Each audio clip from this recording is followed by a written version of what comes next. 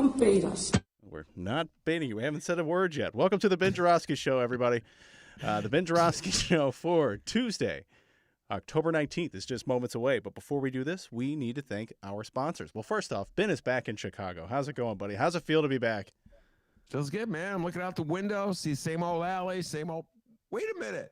Is the porta potty gone? Hold on. Oh my Lord. For new listeners, there's a porta potty that's been in the back of Ben's neighbors since the pandemic. Breaking news. They got rid of the porta potty. Breaking news. Are you serious? Yeah, man. How can I joke about my beloved porta potty? Oh. It's gone. Wow. All right. They might have brought it over to our guest house. I don't know where it is, but we'll have to ask our guest if it's at her house. But it's not in my alley. That's for sure. Well, Ben's back, and your porta pottyless Ben Joravsky Show for Tuesday, October 19th is brought to you by SEIU Healthcare, Illinois, Indiana, the Chicago Federation of Labor, the Chicago Teachers Union, and Chicago Reader. ChicagoReader.com for all things there is to know the city of Chicago, where to go, what to do, what to eat, what to drink, what kind of cannabis to smoke, and so much more, including columns from our very own Ben Joravsky. Check it out, Chicago Reader, ChicagoReader.com. And the Ben Joravsky Show starts now.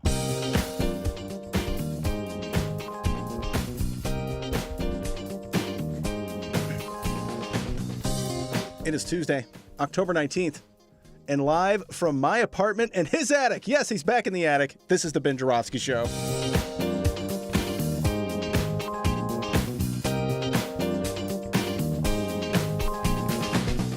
Today on the program, Maya Dukmasova.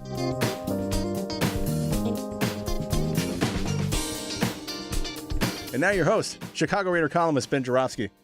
Hello, everybody. Ben Joravsky here. We're calling this Crisis City Tuesday, and here's why. Because it's Crisis City. That's why. I just got back into town. Got back late Sunday night after a 3-week. We didn't miss a show, D. Very proud of that fact. We did not miss a show. We did all our bonuses. I was in that little apartment, that Airbnb overlooking another alley. Only this one was in Los Angeles. I love alleys, man. The man loves alleys. And did not miss a show. Back in the city. My porta potty's gone. It's good to be back. But I come home, freaking crisis. Mayor Lori Lightfoot going toe-to-toe with Johnny Catanzara from the Fraternal Order of Police. And this one, I just wrote about this for the Chicago Reader, ladies and gentlemen. This one just, I just don't get this one. I really don't get this one because this one, of course, is over vax mandates and the Fraternal Order of Police, Johnny Catanzara, the head of Fraternal Order of Police. It's like he drew the line. This is the hill he's going to die on. There's a picture of him in the Sun-Times today delivering pizzas to police officers at the downtown police headquarters who are defying the order to turn in the information as to whether they've been vaccinated or not. They think this is an intrusion of their sacred liberties. And folks, I just don't get it. I don't understand. I do not understand the phenomenon of anti-vax in this country in general. I don't know why police officers of all people would be so resistant to the vax. You would think they would want to protect themselves. You think they would want to protect their families. You know, you think that they would all be about public safety because that's what they're sworn to uphold. And yet this is the line to draw. And I say this, my next guest is, I'll wonder what her opinions about this stuff are. But I say this knowing that there are instances where I would back the Fraternal Order of Police in a showdown with Mayor Lori Lightfoot, for instance, on their contract. You know, I don't know how many years they were behind on the contract. I would back them on that. I appreciate the fact, I say this many times, that in 2009, the Fraternal Order of Police stood up to Mayor Daley on the issue of the Olympics coming to Chicago. Again, the issue was a contract. My hunch is that Mayor Daley had his police spies spying on the Fraternal Order of Police because, this is a different world, they defied him on that issue. But this one, I just don't get. I don't understand it. The psyche, the mentality of the anti-vax movement, I don't know. And I know there's some people in my life, I'm not going to name them, don't want to embarrass them, who are strongly anti-vax. And I get an earful from time to time from them, and I just walk away from it because I do not understand. Maybe it's just fear of the needle. on some levels. Fear of the needle. I kind of agree with Karl Anthony Towns, the center for the Minnesota Timberwolves. When asked about Kyrie Irving, he said, the man has a right not to get vaccinated, but I don't want to hear his bullshit reasons for not getting vaccinated. Please, just keep your reasons to yourself. So we're having this showdown right now. And I'll tell you this, it's really hard for me to be on Team Lightfoot in general these days for many different reasons. But in this particular reason with the vax, it just seems like Lori Lightfoot is constantly sending out a mixed message when it comes to COVID, mandates, orders, commands. From time to time, she's tough. She says, this is what we have to do to protect ourselves, and we're going to do this. And she's ordering us to do this because she's the mayor of the city of Chicago, and that's her responsibility. And then she's at the Sky game on Sunday, not wearing a mask. She puts the picture out on her Twitter feed. She's proud of this. It's like, she's proud of the fact that she's at the Sky game. Okay, I understand that. You're the mayor. You're joining the celebration for the world champion Chicago Sky. Congratulations to the Sky. But why do you think it's appropriate that you as the mayor are maskless and everybody else around you has a mask on? Like, are you special somehow? COVID doesn't affect you because you're the mayor? Everybody else has to wear a mask. Everybody else has to get vaccinated. Everybody else has to fill in their information and give it to the city. You know you're in the middle of a controversy. You know you're in the middle of this heated showdown with the Fraternal Order of Police. Why? What makes you think it's appropriate for you to go maskless? And you know what? I know I'm surrounded by Lori Lightfoot supporters. They adore her on the north side of Chicago where I live. So I know my neighbors are probably going to disagree with me. They always have an excuse for Lori Lightfoot. But I truly, the stand that Catanzara and the Fraternal Order of Police take baffles me. I do not understand, I already said, why this is the issue they're drawing the line on. But Lori Lightfoot not wearing a mask at the Sky game where everybody else, Jesse Jackson was there, he was wearing a mask. Chance the Rapper was there. He was wearing a mask. All of Chance's friends, they were there. They were wearing masks. All the other celebrities who were there were wearing masks except for Lori Lightfoot. The one person you really need to wear a mask because she's in this showdown with the Fraternal Order of Police and she's not wearing a mask. And I got an earful of last night. There are a lot of people in my bowling league who are they're not pro cops so much. Some of them are, but they're definitely anti-Lori Lightfoot. Ben, what about the mayor not wearing a mask? So I don't know. Maybe she thinks that if she gets criticized on Fox, she'll get support among liberals in Chicago. And there's some truth to that. I just wrote about this in the Reader. It's like that instinctive reaction I have when the right attacks Lori Lightfoot. I feel, I don't know, an instinct to defend her a little bit. But this is ridiculous. So there we are, folks. Crisis City. I come back to town, Crisis City. And I don't know how the hell this one's going to resolve itself. I was joking with our next guest that by the time we do our next show, we'll probably be National Guards in the street, huh? Because the police aren't going to report whether they've been vaccinated or not. So we'll see where this goes. This is a showdown that I've never seen in my lifetime. In fact, our next guest knows a thing or two about police unions and the history of police unions. I don't know if she knows anything in the history of Chicago. Has there ever been a confrontation or a showdown like this between the police union and the mayor of the city of Chicago? I've lived through a fire strike. There was a fire department strike back in 1980, a long time. Mayor Jane Byrne, the firefighters went on strike. But the state law prohibits policemen from going on strike. And generally, the police get what they want eventually in their contract negotiations. So there's a lot of grumbling as the city drags its heels or delays things, but never seen anything quite like this. All right, we got a great show today, everybody. Yes.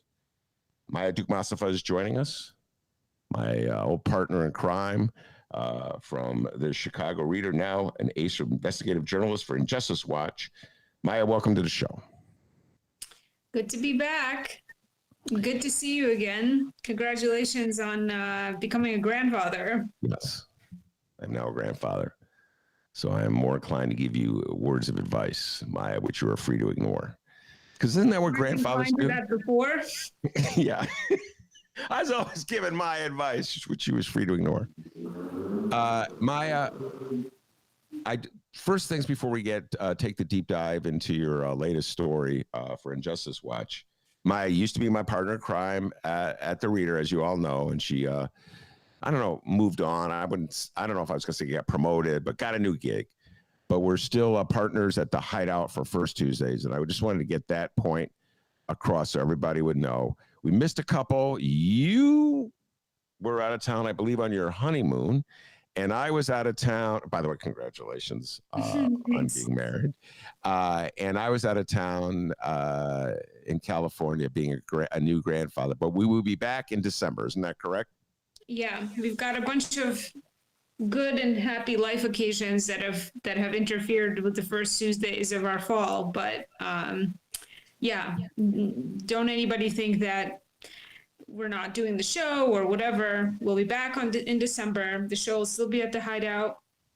We're planning a really good lineup, and we got shows planned for the beginning of next year as well. And now that it's getting cold, the shows will be back indoors at the Hideout in the venue space, but the venue is for vaccinated patrons only. So you got to show your vaccination cards, and that applies to the guests as well.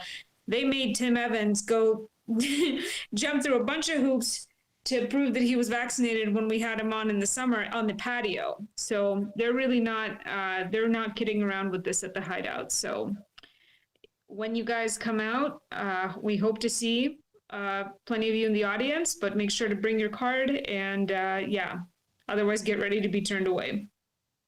Yeah, they made Maya and myself show our ID. It was kind of weird because I was like, my first instinct was, no, I'm the host of this show, and I'm like, what difference would that make? You know, I could still give somebody the virus. Yeah, I'm nothing special. Anyway, I know. I just want to. I've talked about this on the show in the past, and I'm hoping, fingers crossed, that the debate that both Carlos Ramirez Rosa and Raymond Lopez have agreed to do on this show. They said, "Yeah, I'll debate." Each one has said that they were happy to debate. I hope we can pull that off for December. So that's. I don't think there's any reason to keep that secret, Maya. We've been talking about doing this for a while on the show, and so I'm hoping to get that off. That'll be a blast if we can get that debate, talk about public safety issues, talk about budget issues, talk about the mayor, but mainly public safety issues. Maya, in your new gig with Injustice Watch, I know you little reluctant to be as open about your opinions. Putting it mildly. Opinions when you've got the kind of news that I'm reporting. Yes. And we'll get into that. Fascinating insights about how our system works, judicial slating. But I'm just curious. I went on my rant about the showdown that's happening in Chicago right now between Johnny Catanzara, the head of the Fraternal Order of Police, and Mayor Lori Lightfoot. When you look at this, how do I phrase this in a way that you could diplomatically answer it, or go on one of your famous Maya riffs? Either one. Hoping for more for the riff. But when you see this showdown, do you have a certain amount of sympathy for either player in this? Catanzara representing the Fraternal Order of Police, representing the police of Chicago, are reluctant to get the vaccine, or even report whether they've gotten the vaccine, and Mayor Lori Lightfoot, who's supposedly looking out for the best interests of Chicagoans. Do you feel like any sympathy for one side or the other, or do you sort of generally have a pox on both? I feel a basic sympathy towards like public health and keeping people from continuing to get sick and dying. I mean, Dean Angelo just died of COVID last week, was it? And Catanzara himself is vaccinated.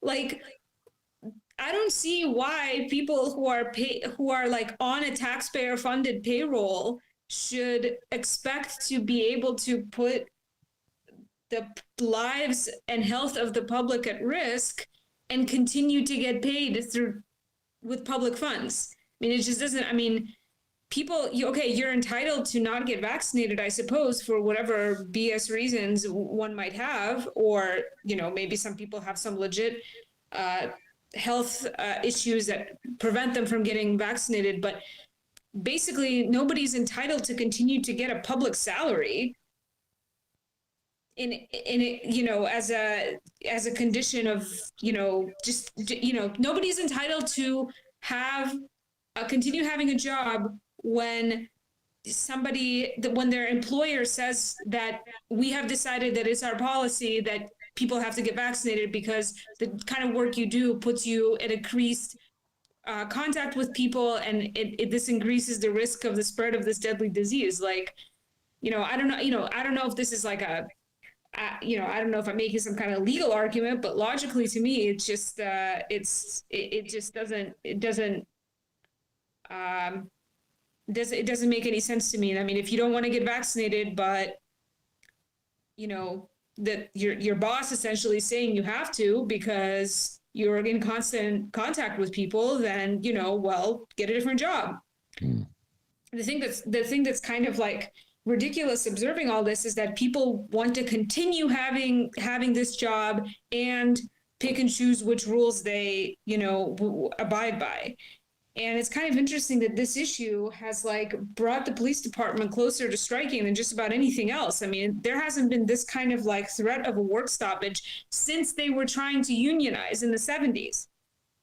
I think that's the last time the police department came to this close to a full on, just everything short of a strike, based on my recollections from the reporting I did around the history of the police department unionization in Chicago. So yeah, it's definitely a very bizarre situation. And it definitely doesn't communicate that the several thousand people who are Chicago cops who are supposedly serving and protecting and doing this job out of a concern for public safety, are that concerned with public safety. The way that vaccination basically works is that people who are healthy get vaccinated to protect the people who can't be vaccinated. So it's like a rejection of a responsibility and a duty to, acknowledge that we live communally and that we owe each other some responsibility for keeping everyone's health, and safety protected. So I don't know. I feel like it's the mayor seems to be acting reasonably in requiring people to get vaccinated. I don't see any convincing arguments for why she's on the wrong side of things on this. No, I don't think she's on the wrong side of things on this. My gripe with Mayor Lori Lightfoot on this particular issue at the moment, okay, as opposed to every other issue I have gripes with her at the moment, but on this particular issue is, again, the mixed message that she sends out. And I just think it's really important at this stage for leaders to be very consistent with whatever point they want to articulate to the public. And so we talked about this. I don't know, I probably talked about this with you. We talked about it a lot on the show. Governor Gavin Newsom faced a recall because at the height of November of 2020, when he was telling people they shouldn't get together, perhaps for Thanksgiving, he met with lobbyists at a upscale restaurant in California. And that just ignited such a backlash. And he was without a mask and maskless in this restaurant. So I just think it's very important. If politicians are going to make demands to the public, they have to follow the rules themselves. And so that's my main gripe. My only really gripe with Lori Lightfoot on this issue. I'm with you. I struggle with, in general, the resistance that people have to the vaccine. I've said that many times on this show. I don't understand it. But I do believe that if you're a public servant looking out for public safety, as you said, you should take this basic step. So that's where I stand on this one. All right, let's move on to, by the way, and before we do, I just urge everybody, my idea history of the police unions, not just in this country. She took a look at the deep dive, not just in the city of Chicago, but nationwide. And I think, I forget when that ran. That was in your, over the summer, we talked about it. Yeah, in June of 2020, the article is called From Soldier to Worker. You can find it on the Reader website. Yes, our beloved Chicago. She still loves the Reader, ladies and gentlemen, even though she doesn't work there anymore. Every day she loves that Reader. Oh, happy 50th anniversary to you, Maya. So, all right, let's talk about the latest story that your latest investigation for Injustice Watch. I got a big kick out of it because you took folks behind the scenes, so to speak, at slating sessions of the Cook County Democratic Party. You want to know how the system works? This has to do with judicial slating. The people, the judges who sit there and make the rules that affect our lives, they're actually creatures in some ways of the Democratic Party. I know a lot of Republicans and libertarian friends who just really get riled up. They fill my ear with all kind of invective about this. But Maya, you took the deep dive. Why don't you explain how it works? Go ahead. Yeah. So last week, the Cook County Democratic Party held 2 days of what they call pre-slating. So slating is a process that happens over the course of like a couple of days. It'll be in December this year. And it's the process by which the Democratic Party committee people actually vote on who they're going to endorse in the next primary election. The Republican Party has its own slating process, too. I mean, I'm sure if you want to, you know, I don't know where you have a chance to win office as a Democrat, somewhere, I don't know, in DuPage County or whatever, like somewhere out in the somewhere out in the suburbs, you know, or even in suburban Cook, maybe there's a couple of Republican county commissioners as well. So, I mean, the Republican Party will have something similar. It's not just the Democratic Party thing, but if you're running for any elected office and you want the endorsement and support of the Democratic Party, and this isn't just for judges, but like the fascinating thing about this pre-slating event, which was an opportunity for all the candidates who want to be slated and who the party will vote on whether or not they will slate in December. This event that happened on Thursday and Friday last week was like an opportunity for all the candidates to come up and kind of introduce themselves and kind of ask to be considered for slating. And even though it went pretty fast, there were a lot of candidates. The way that Tony Preckwinkle explained it to me is like, this was like way more relaxed and gave them way more of a chance to actually hear people out than the slating itself does, which is just like, everyone says is like extremely hectic and fast paced. And she said that back in the day, people used to show up to slating that nobody had ever seen before, you know, nobody said type people, you know, people who weren't even qualified to run for office, didn't have the money, didn't have any idea of what it takes to run a successful campaign. So they started this pre-slating. I guess it was Joseph Berrios's idea, her predecessor as the head of the Democratic Party in Cook County. They started this pre-slating to kind of have more of a chance to meet people. And the interesting thing about this, one of the most interesting things about this is that there was no press coverage there, but this was a room full of like the most important Democratic Party officials like in the state. I mean, J.B. Pritzker was supposed to be there. The people who are already in office now, who are already in their elected positions, they still show up and kind of demonstrate that they want to be once again, you know, nominated and supported and endorsed by the party to make another run. I mean, Maria Pappas was the one that opened up the slating event on Thursday, the longtime Cook County treasurer, and she got up there and she said, you know, stop calling me and asking me if I'm going to run again. I'm going to run again after this cycle. I'm not quitting. So it's, you know, some of these people are people who are well known, but it was just interesting how sort of relaxed and open this whole thing was, and no press were there to cover it or to use the opportunity to like chat with these people. And I guess the only people that didn't show up were Tammy Duckworth and J.B. Pritzker, and it was because I guess they had other engagements or whatever. But Juliana Stratton, the lieutenant governor, showed up on J.B. Pritzker's behalf on Friday, and I guess Karen Yarborough and somebody else spoke on behalf of Tammy Duckworth, our senator. But basically everybody else, like everybody who's occupying any elected office who's going to be up on the on the primary ballot in 2022, they were all there. And so my focus, my colleague Chloe Hillies and I, she's our intern at Injustice Watch right now, we were mainly paying attention to the bulk of the people coming up to court the Democratic Party's support who were judicial candidates. So the vast majority of the people that are going to be on the ballot in the 2022 primary and in the general election in the fall are going to be people running for judge or trying to be retained as judge.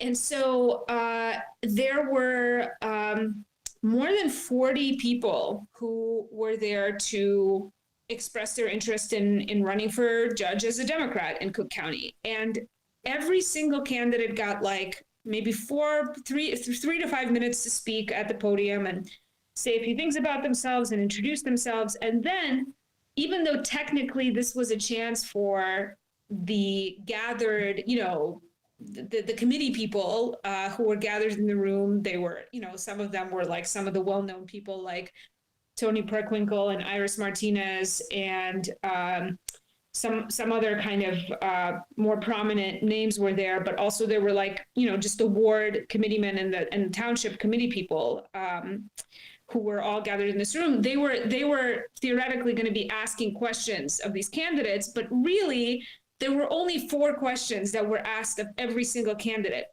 And periodically there was a candidate that already had a lot of support from high-level party members. And so those people would like stand up and say a few words about why they're supporting them.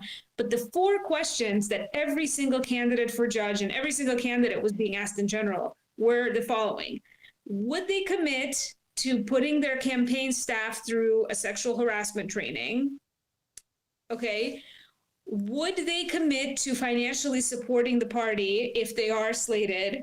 Because it takes a lot of money to finance an election cycle, and the party has to pay for mailers and call outreach and door knocking and all this other campaign stuff, ads, all of this stuff. So every candidate who wants to run as a Democrat has to like make a commitment that they will financially support the election cycle. And though they didn't say the number out on the open floor, Jacob Kaplan confirmed to me that it's $40,000. $40,000 is how much money every candidate who's running as a Democrat has to kick in. And that's just to the pot. That's just to like the overall party pot for the election cycle. That doesn't include their own campaign staff, expenses or anything else they want to do for their own campaign. So this third question was whether they already had, and by the way, our intern, Chloe, she asked me, she was like, well, what if somebody doesn't have the money? And so I was like, oh, that's an interesting question. And I went to ask Jacob, like, okay, so what happens if somebody, they make the commitment, but they don't end up having the money? And he was like, I've never heard of that. He said he'd never, ever heard of somebody not being able to come up with the money. Either they have the money saved up on their own or they fundraise for it. Yeah. But he said it's never happened that someone didn't have the money. So then the third question was about whether they already had a committee person endorsing them, either where they live or somewhere where they're known or, where they work or whatever, where they're civically active. So at that point, the candidates would, drop the names of the people who are endorsing them.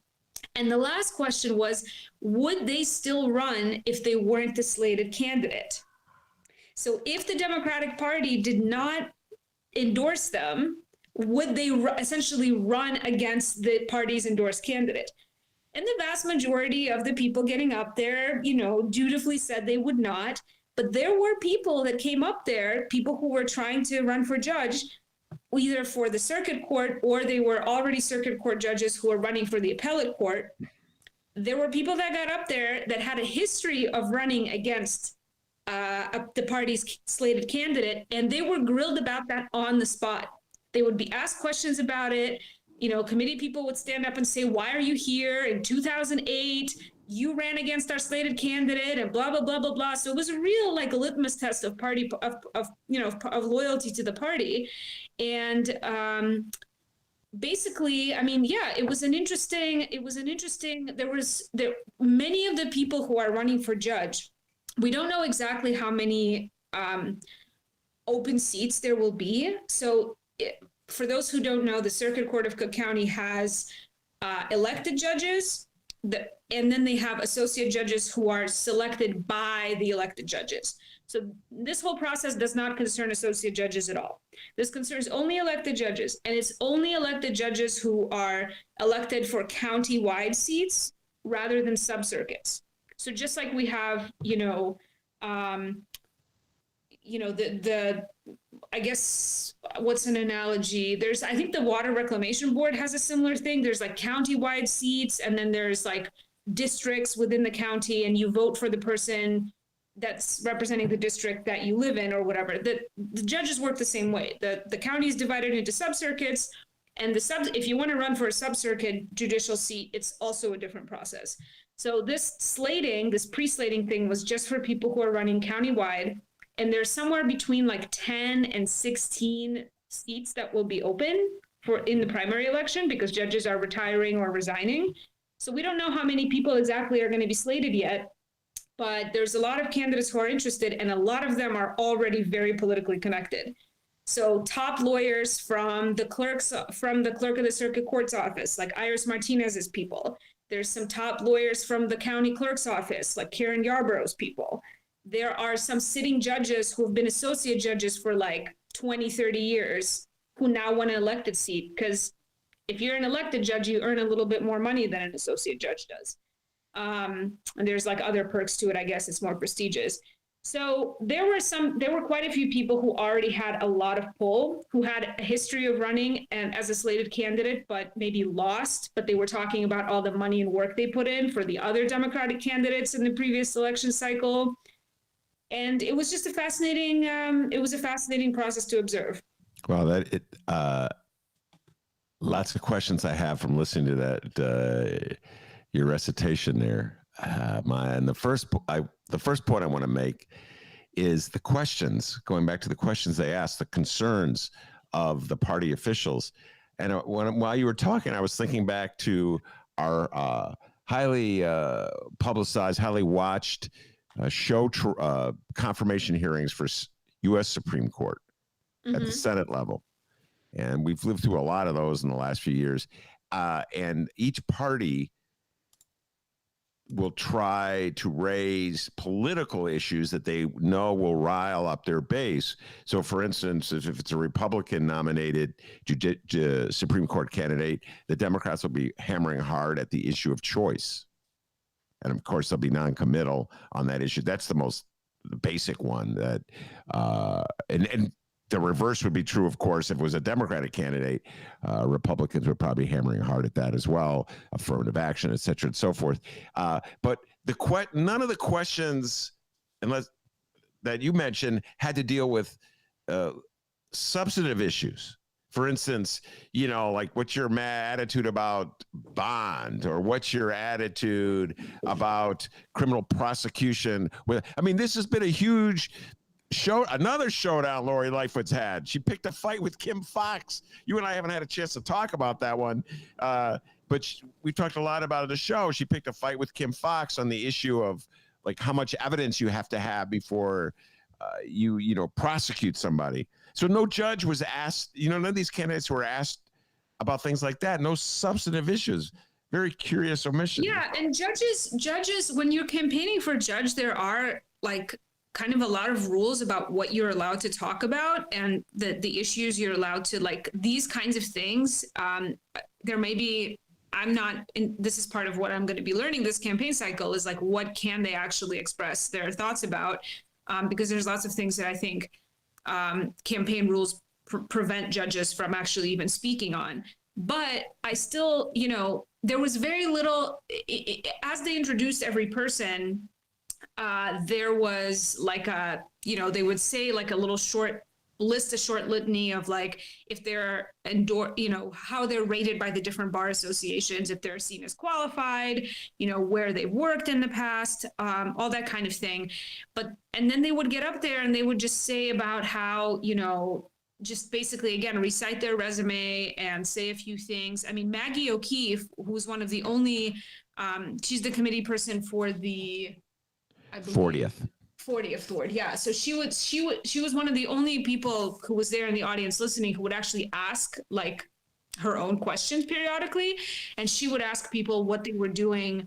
If they didn't mention anything they did in the community besides like their work, she would make a point to ask them, okay, like, you know, who are you outside of your job? Like, how are you involved in the community? And then, you know, they would talk about their like involvement with the Boys and Girls Club and whatever else, you know, whatever else they have to pad their resume.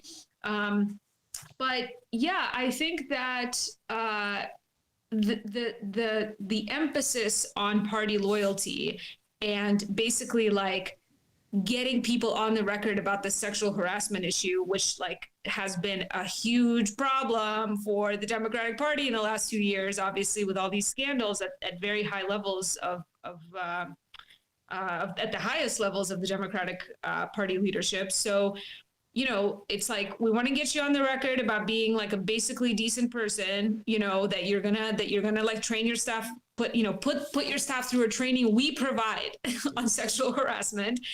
And then, you know, making sure that you're going to put your money where your mouth is, literally, and that you're loyal. Yeah. And it's, there were a couple of people who seem to have had a history of not being slated, and they have continued to try to like run for office. And a couple of them became like quite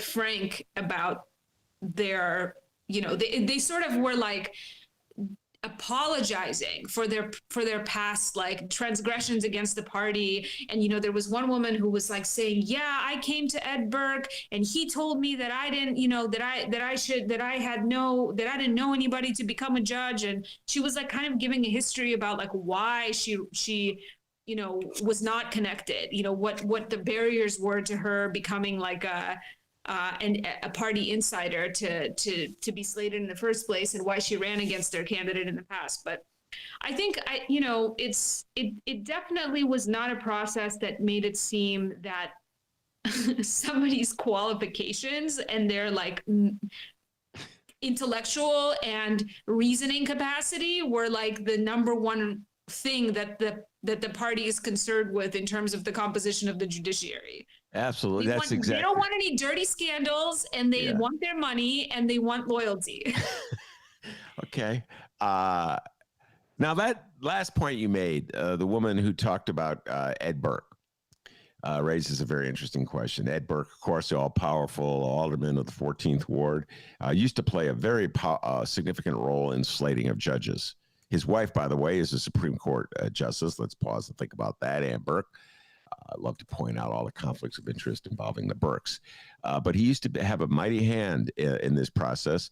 And then, of course, he himself got in trouble and is now facing federal indictment for shaking down businesses, trying to force them to hire his property tax appeal business. So I think actually when that woman, I don't know the full substance of what her response was, mentions, so they say to her, well, what do you say about running against party slated candidate? To me, God forbid I was ever sitting there, I go, what? Why wouldn't I? The person picking the slated candidate was Ed Burke, who's now facing federal indictment. I think it's shows well of me that I ran against the person Ed Burke endorsed, or for that matter, Michael Joseph Madigan, who had a huge role in slating judges in the past, because he was the state chairman of the Democratic Party. Yeah. Did anybody make that argument that there's something like worthwhile about having run against a party-backed candidate in the past when the party was run by Ed Burke and Michael Madigan? Well, so nobody was specifically bringing up Ed Burke, but interestingly enough, people were very vocal if they had the support of Aaron Ortiz, who's replaced Ed Burke as the committeeman of the 14th Ward. So people were, definitely, like, there were a lot of younger. I will say that of the 40 people that we saw up there, it was an incredibly diverse array of people. I think that actually there were more Black women coming up, putting themselves forward for nomination than any other demographic group. It was a lot of, it skewed younger. There were lots of Latino candidates as well, several openly gay and LGBTQ candidates. So it was a very diverse array of people. Everybody who had Aaron Ortiz's backing, they were very vocal about it. There were a couple of people who, when they were challenged about running against a slated candidate in the past, or just being asked, like, will you run against a slated candidate if we don't slate you, who were, you know, that they did kind of present this answer that was like, well, you know, I am really dedicated to like becoming a judge, and this is really important to me. I'm like being supported in this by my community, and so I would have to like confer with them, but basically being wishy-washy about and saying that like maybe becoming a judge is like more important to them than becoming a judge backed by the Democratic Party, and they'd be willing to go it alone. And there were a couple of people that also said the same kind of thing about their history of running against a slated candidate, about saying that like, okay, like I wanted to still shoot my shot. This was something I really wanted. And I had a lot of community support and a lot of people who were dedicated to my campaign. And I felt like I owed it to them to keep trying, basically. But you know, that kind of reasoning was definitely not like warmly received in the room. Definitely not, you know. And several of the people, Toni Preckwinkle herself personally grilled them about their history of running against a slated candidate. So it just, you know, I think it's this. I had some conversations afterwards with folks who, you know, immediately their response was like, well, this just goes to show like how corrupt the Democratic Party is and how corrupt this whole system is, that this is what people who want to be judges have to do. But I will say that, like, I don't think that necessarily having, you know, we live in a world of like partisan elections, and the Democratic Party rules the roost in Cook County. Like, that's just kind of like, you know, that's just kind of how it's been. That doesn't have to mean that the people who become judges are not qualified to be judges, or that, you know, are not, that we could have like high quality candidates who really know what they're doing, be running for office and be getting elected. But I think that most of the party's energy is spent on like these loyalty litmus tests. And that is prioritized far and above like people's qualifications. And sometimes it happens that like a person is both very highly qualified and is very loyal to the party. And so, you know, okay, maybe the public like wins out and we get a judge on the bench who actually should be there. But I think that in what I observed and what I anticipate will also happen at slating, which I'm also looking forward to covering in December, is that this system is not really fine-tuned to judge character and qualifications and you know, legal reasoning, or, you know, weed out people who are, you know, going to be biased on the bench, who are going to be racist, or, you know, exercise class prejudice.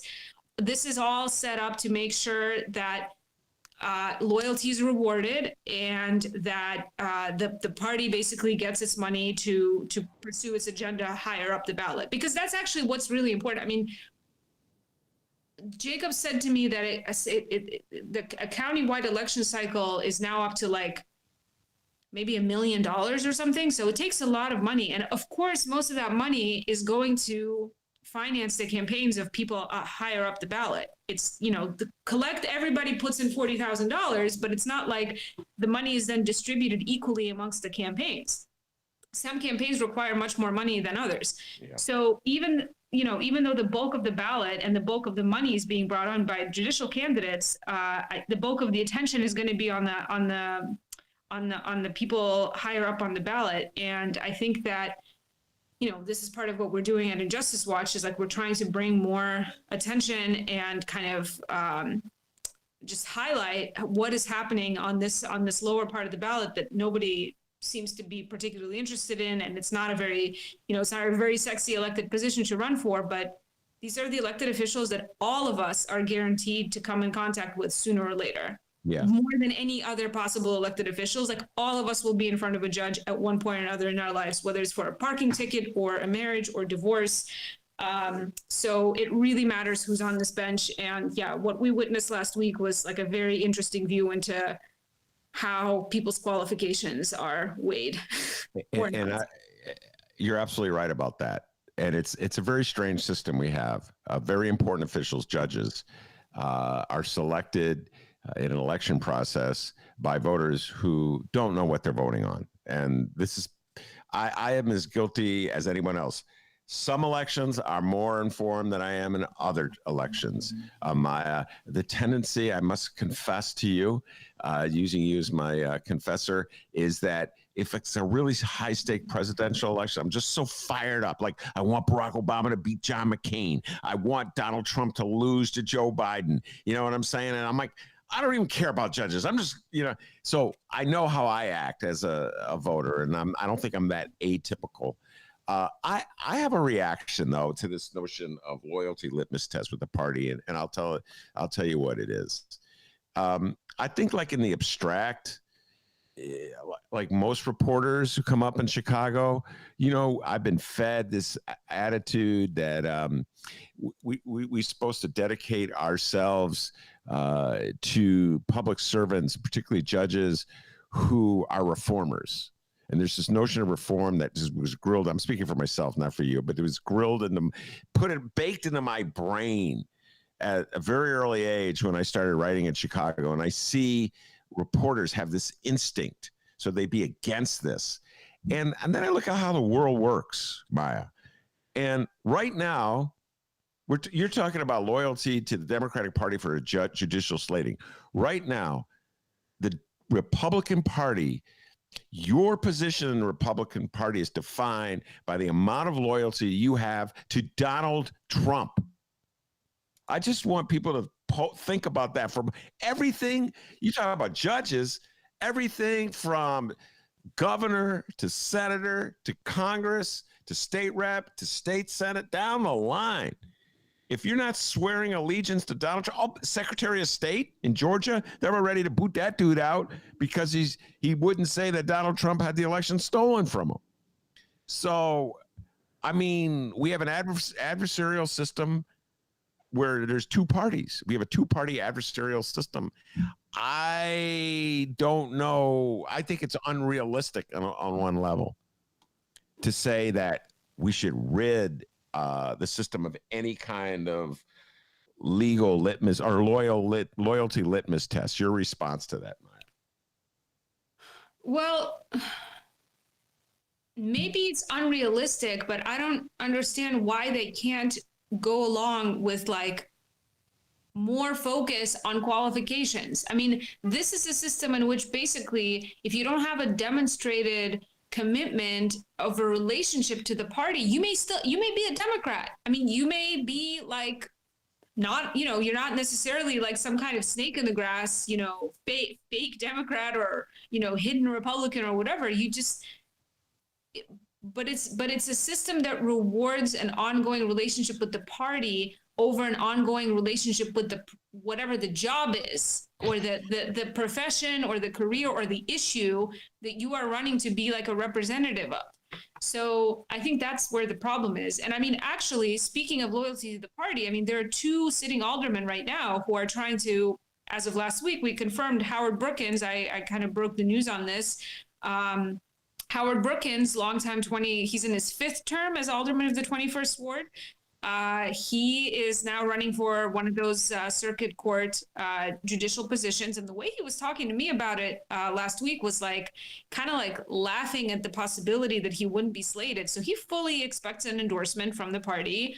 And I guess he probably has like a pretty good chance of getting on the bench because he also has like a recognizable name. So I'm sure that lots of people would just check his name because they know who he is. And also 29th Ward Alderman Chris Taliaferro, he is also running for judge, but in a sub-circuit. So he wasn't at this slating event because he's running in a sub-circuit, and the process there is a little bit different.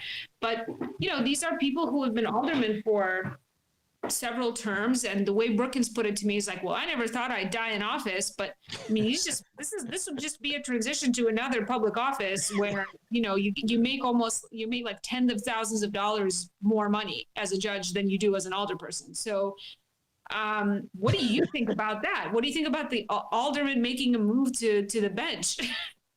Well, you know, I don't have a great objection to it. I was just laughing thinking about Howard Brookins and the contrast between an alderman and a judge, and knowing a little bit about each job. I mean, I've never was a judge and never was an alderman, but in my humble opinion, aldermen, their hours are much worse.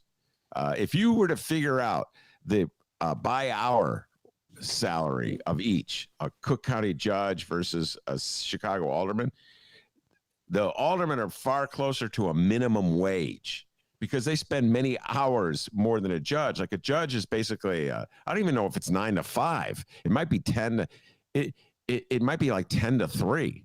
You know what I'm saying? In terms of hours you actually spend working on the bench.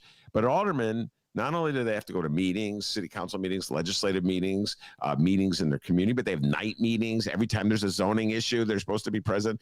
Every complaint, who does a person turn to it all? I have some, even though I make fun of them all the time, I have sympathy for aldermen. So I can understand where Howard Brookins is going. It's like, I did my time. He definitely sounds like he's seeing this as like a retirement option, because even when he was speaking at the pre-slating event last week, he was basically saying something to the effect of like, yeah, I think it might take like a younger person to be like doing this job and like putting up with the constituents coming into my office. Like he basically sounded tired.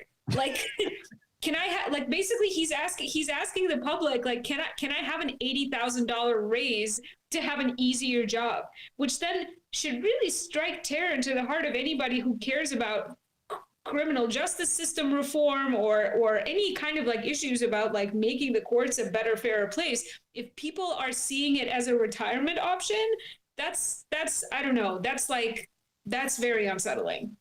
Yeah. I assume there are judges who would relish a high profile heater case, what they call a heater case, like a high profile murder case, like the Van Dyke trial, that like where the courtroom would be packed with supporters of the defendant and people who want to see the defendant thrown into jail, and family members of like the deceased, et cetera. And of course the press, you know what I mean? Those really high profile. I'm sure there are judges who relish that moment in the spotlight, but I'm sure there's also probably a lot of judges like, oh, I don't need this. I'm going to get out to that golf course. So your point's a good one. And how much do judges make? By the way, you said 80,000 more than an alderman. What's the salary? So circuit judges make around, I think it's like around 200,000. And associate judges make somewhat less than that. And then the aldermen, I think, make around like maybe 120. 120, maybe yeah. Between 1 and 120, 100,000 and 120,000. It varies because some aldermen haven't taken their raises, others have. And so, it's like a 110, 120, something like that. More than us, Ben. More than us is the answer. It's funny you say that. I was reminiscing. I had to do a story for the Reader. I didn't have to, but I wanted to. But for the Reader's 50th anniversary. So I was reminiscing about my long association with my beloved Chicago Reader. I've been working at the Reader longer than Maya's been alive. Let's just pause to think about that, ladies and gentlemen. And I talked about how in the 90s I had like this attitude that I was making somewhere like the high 30s, 40,000, something like that. I got Christmas bonuses, so I put it up. And I'm like, I'm making as much as a beginning school teacher. I can't complain. I put that in the story too, but because that was where I was at mentally. You know what I mean? Like, who am I to complain? This is what a teacher makes. This is a good middle class salary, and I'll be able to pay my bills and go on a summer vacation, take my kids to a summer vacation, and maybe even send them to camp. Oh my goodness. Things change in the journalism business. And as you know, Maya, we were comrades in the union negotiating a contract. So that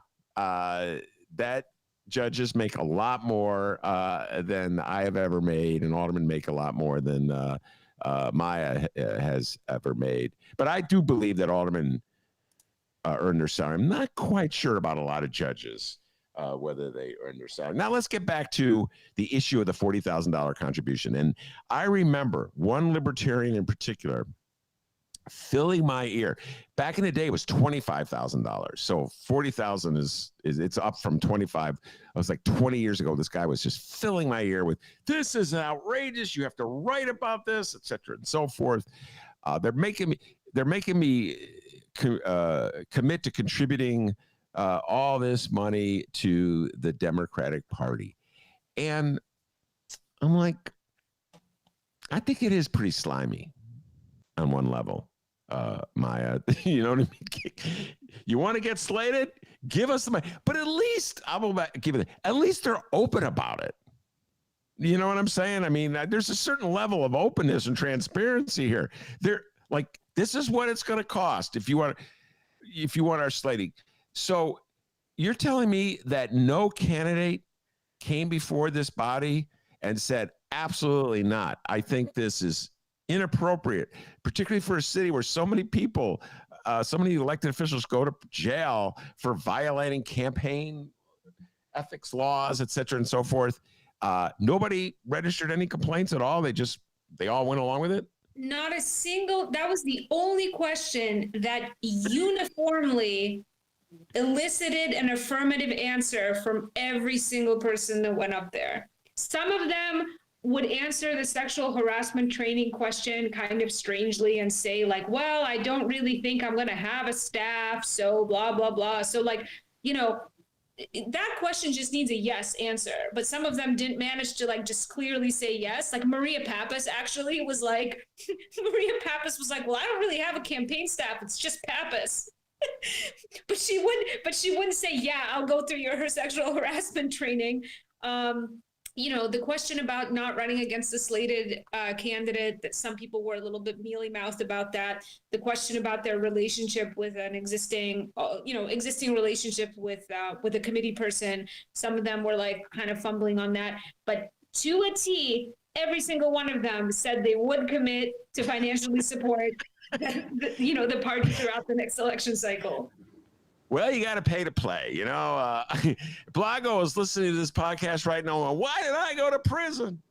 You have to pay to play. No, I mean, I don't want to look. There's nothing illegal about this. I don't think you should conflate this with Blago. Like, elections cost money, and I don't think it's that surprising that the party collects money from all its candidates to finance like the cost of ads and mailers and canvassing and all this other stuff. That's quite normal. What's interesting is that the bulk of the money collected will come from these judges, these people running for judge, who will have the cheapest campaigns, basically. So it's you get the sense of why these judicial slating is so important for these like power players like Ed Burke. Because this is where the bulk of the money is coming from for the party. I hear you, and I didn't mean to go down this track, but since we're here, I'm going to go down this track. Rod Blagojevich, and I'm no fan of Rod Blagojevich, particularly in his current incarnation as a MAGA supporter. The number 2 MAGA supporter in the city. Only John Catanzara. I think John Catanzara precedes him, but Rod Blagojevich. People were horrified. Oh my God, he was essentially slating a candidate to fill Barack Obama's Senate seat. And he said, if you want to be, this is a golden opportunity for me. If you want to get this seat, you have to commit to give me a certain amount of campaign donations, which is kind of the same principle at play here with judicial candidates. I'm just saying there's some overtone. With all the candidates. With all the candidates, absolutely. I said correctly, with all the candidates. But for judges, I know party slating is far more important than, let's say, I don't know, county clerk, for instance, or in other words, a high-profile countywide position. Yeah, I mean, look, Lori Lightfoot did not need to be the slated candidate of the Democratic Party. You know, like you at a certain level, you and especially if you have enough money, if you have enough, JB happened to be somebody who would have had enough money to run his own race, but he also was the slated Democratic candidate, but like at a certain level of the politics game, if you've got enough money, you can go it alone and you might even have a good chance at winning. But for judges who, like most people, don't have any clue about who they are, and we at Injustice Watch are trying to do something about that by publishing our judicial election guides. But basically, most people are going to look at this. They're going to use the Democratic Party slate. They're going to get the flyer, and it's going to say Democratic Party endorses blah, blah, blah, blah, blah, blah, blah candidates. And people, the primary voters will just vote for whoever the party's endorsing. So, this, by the way, like the endorsement doesn't get you on the ballot. Starting in January, these guys are still all going to have to like go out there and get their petition signatures and, go through the process of getting on the ballot. But definitely, the party endorsement means a lot more to a person running for judge and their chances of winning than, somebody running for governor or mayor of Chicago. All right, I'm going to close this conversation by asking you this question that popped into my mind immediately when you started explaining what this slating process is like. By pure chance, yesterday I read an interview in the New York Times with John Grisham, who is one of the most successful novelists in the country. And he calls them courtroom thrillers. I don't know if you've ever read a Grisham novel, Maya, or seen one of his movies. I'm pretty much a John Grisham fan. And I'm a sucker for John Grisham. Let's just put it out there. Anyway, one of his favorite topics, one of his favorite plot devices, et cetera, so forth, is a corrupt judge. And he's written several of his books in which there's a corrupt judge who's being paid off or controlled by some powerful interest or another that's hidden, who is, bending the law to take care of his patron. And there's some really innocent person who's paying a price for it. And there's a crusading young lawyer who is going to reveal the plot. If you ever saw The Pelican Brief, that was Julia Roberts played that role. Anyway, and so in the interview, Grisham said, based on his experience, he can't think of a worse way to select judges than elections, because they're the issue of finances. Because they need to raise money to run elections, they have to turn to people to get contributions, and then they're owned to a degree. And as much as I love John Grisham novels, when I read that, I'm like, I don't know how it would be any different if they're appointed by politicians. And I just think of all Donald Trump's appointees to the Supreme Court as a classic example of that. And to the federal bench generally. Yes. Not just to the Supreme Court. And look, we have like a hybrid system in a way. I mean, there are like a third of the judiciary in Cook County is appointed, but to get on the short list, to even get a possibility of getting appointed, I mean, supposedly the kind of quote unquote quality of candidates who, it's like a more of a merit selection process, but nobody sent is getting on that list either. Yes. And there are plenty of associate judges in Cook County who have been associate judges for decades, who were people who have, very complicated backgrounds before they became judges, but, were in the right place at the right time, had the right friends, got on that short list, and were selected to be associate judges. And now that those people are completely unaccountable to the public because the public doesn't even vote for them. Yeah. And their terms get refreshed every 4 years. Yeah. I believe there's no way of avoiding the fact, as you've really illustrated in this conversation and your reporting, there's no way of getting away from the fact that, again, in a two-party system where it's either controlled by the Democrats or controlled by Republicans, for a lower level or down ballot position like judge, you have to have connections with one of the major parties. There's no way around it. No matter how we do it, merit, which I have in quotes, because just the concept of merit selection is so phony. You know what I mean? This notion like of a meritocracy where like they did a competition and who was the smartest judge, merit or elected. It's the party plays a role, and that's the reality. And it's I will say this. Of all the things you said, there is progress in Cook County. They are now demanding candidates pay attention to the issue of sexual harassment. For years and years and years, Maya looked the other way. And many of these candidates were sexually harassing people themselves. So everybody's got religion on that one. And so I'm trying not to be as cynical. That was one of the things. Since I've become a grandfather, I'm going to be less cynical, Maya. You're going to hold me to that. Anyway, Maya, before I let you go, I have to say this one thing. One day, you may figure this out. You came into the show back in the old days when I was at the Sun Times and my beloved little bubble, and you were just filled with like you were like riffing off of Hillary Clinton and her interview with Lori Lightfoot, and Dennis and I play that gag all the time. Great question, Madam Mayor. Great question. And I think of you all the time whenever a Clinton. It's like now in my mind, Maya is permanently linked with Clinton. And I obsessively, wow. I know, you're like, what? I didn't ask for that. And I am obsessively watching impeachment, urging all my guests to watch it, most of whom are like, why would I watch that? But that is the Ryan Murphy docudrama about Monica Lewinsky and Bill Clinton. I don't know if you watched any of it, or if you have any attention to watching it. But it's kicking into gear tonight. Another episode will drop, and finally Hillary Clinton will emerge as a character. You know, it's all the buildup to Hillary Clinton emerging. And the whole time, Edie Falco is playing Hillary Clinton. I'm looking forward to this so much, Maya. And I'll be thinking of you. And good question, Madam Mayor. Good question. Well, I don't know what to say about that, Ben, but I'm flattered that I occupy so much real estate in your mind right alongside the Clintons. The Clintons are pretty big in there. Bill Clinton's always Have you watched impeachment at all? No, but it's on my list.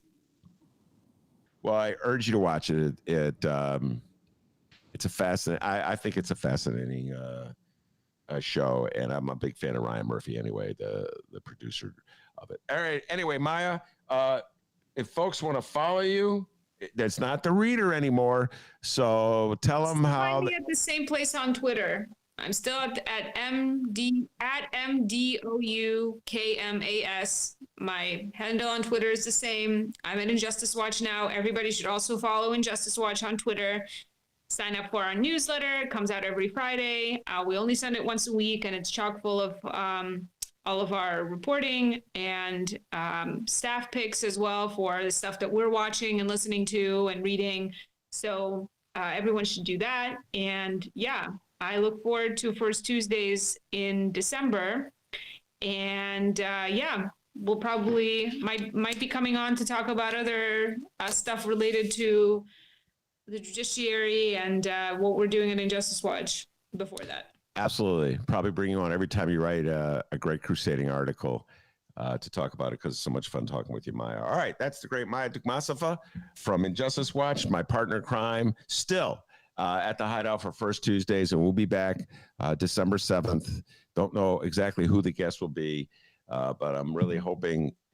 I'll tell you what, Maria Pappas would be a blast to have at First Tuesday, Maya.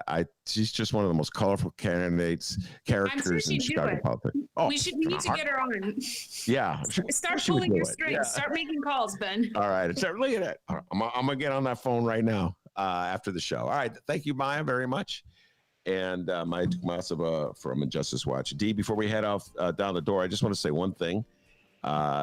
There is, I think I'm going to reach out to Joe Ferguson, the retired Inspector General of the City of Chicago. His latest report just came out the other day.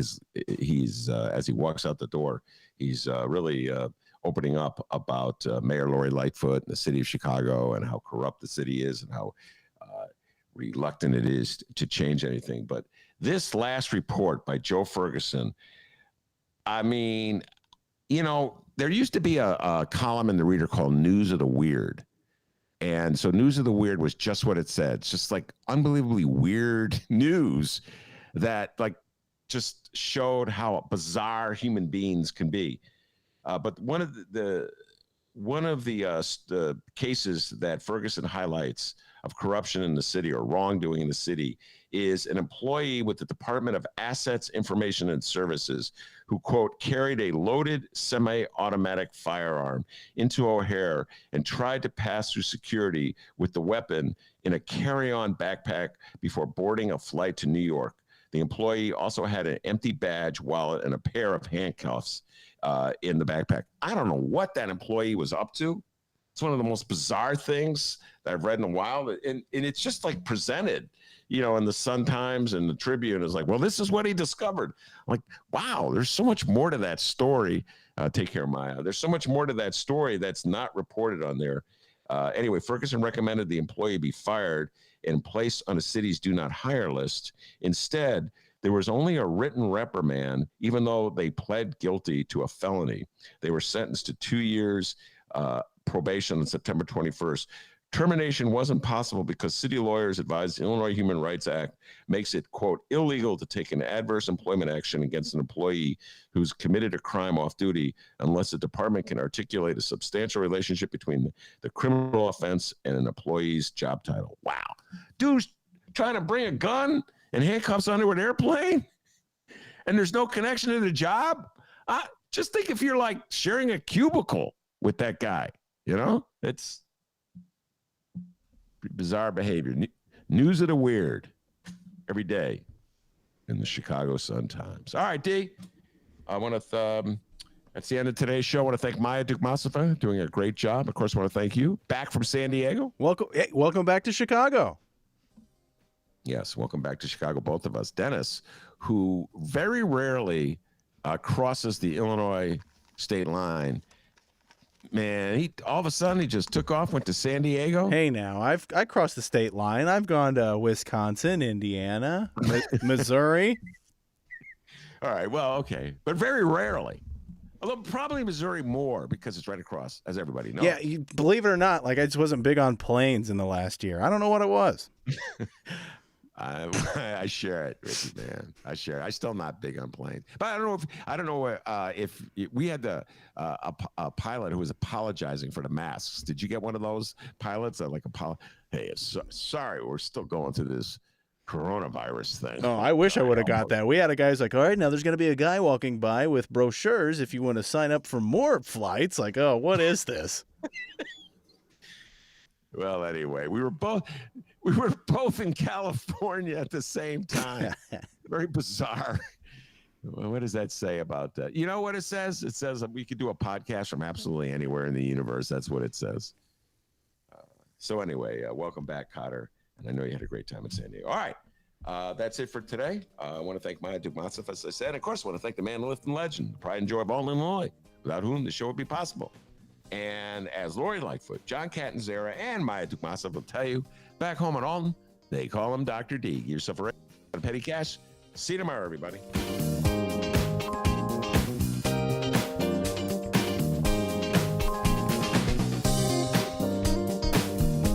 I've seen a whole lot of catfish. I've seen a whole lot of catfish and turtles. No gators yet, though.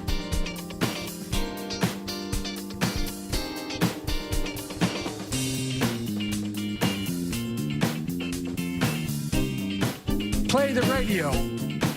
Play the radio.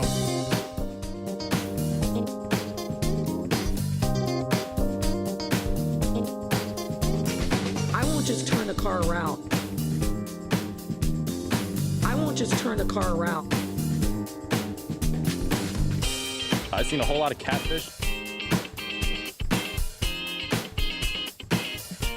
I've seen a whole lot of catfish